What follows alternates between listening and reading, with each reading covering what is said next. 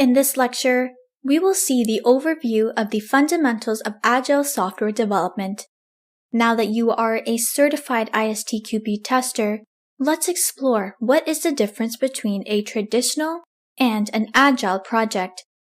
First of all, a tester on an Agile project will work differently than one working on a traditional project. The main difference is in traditional development methodologies.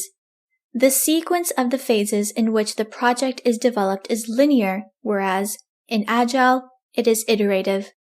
To understand this point, I will explain a linear model and an iterative model. Let's first see the linear model, or sometimes called as an incremental model. The V model is the example of the incremental model. In this model, first we have a user requirement, which is provided by the customer. Then, from the user requirement, we write the system requirement. Once the system requirement is in place, we will write the global design and the detailed design. And once the design is done, we will start implementing the software. These are the steps in this development activity. You get the user requirement, create the system requirement, then develop the global and detailed design, and finally, you implement the code. Now, once the implementation is over, the software is ready. Then we perform a component testing on it. Once that is done, we perform integration testing.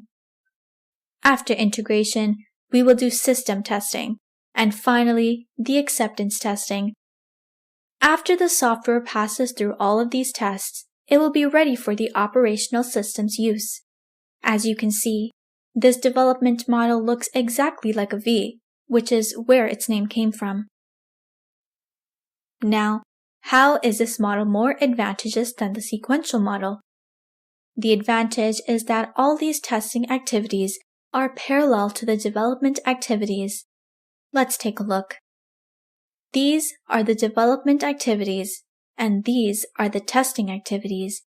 Once you have the user requirement, even if you have not done any of the below steps, you can start preparing test cases from the requirement for the acceptance testing. Similarly, when you're in the system requirement stage, you can start preparing for the system test. Since you have the requirements, you can start writing the test cases. Once the software comes, you can execute them. The process is happening parallelly. When the development activity starts, the testing activities can also start at the same time. Now, let's move on to the design phase. Once you have the design, you know how the components are going to interact. What are the interfaces between them? So, once you know all of that, you can start to prepare test cases for the integration testing. And finally, when you have the implemented code, you can start component testing.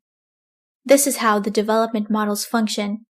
All the development activities on the left correspond with the testing activities on the right. Here, you will start getting feedback as early as possible.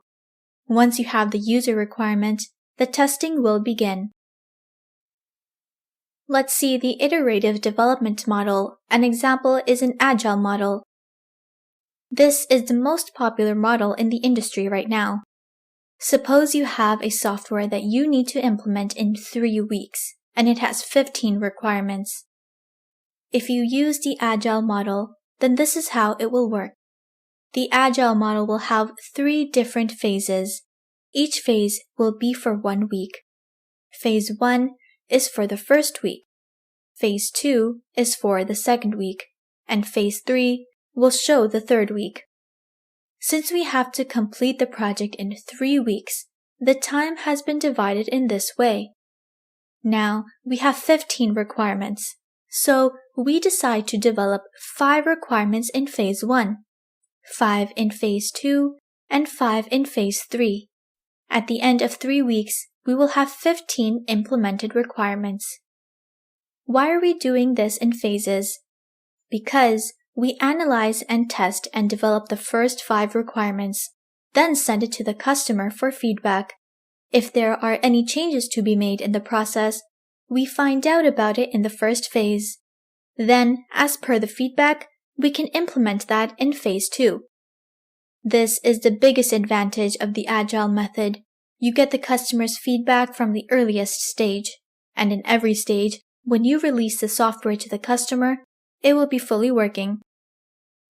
At the end of phase 1, you have 5 requirements in the working stage, but at the end of phase 2, you won't be releasing just 5 requirements to the customer for feedback. You will be releasing 10 requirements in the working stage.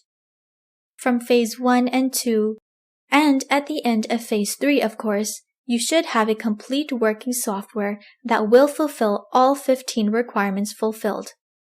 This is how the Agile method works. Each phase has define, develop, build, test, and implementation stage. So we can see that live implementation of the software will happen in all of the phases. We are repeating the steps in each one, and this is why it is called an iterative development model. Now we know how sequential and agile models work. Since the Agile model is highly iterative, testers must understand the value and principles that underpin Agile projects, and how testers are an integral part of a whole team approach together with developers and business representatives. The members in an Agile project communicate with each other early and frequently, which helps with removing defects early and developing a quality product. This is another picture which illustrates the iterative Agile sequence. As you can see here, the analysis, design code, and test phases are repeated again and again. And with the picture, I end this lecture here.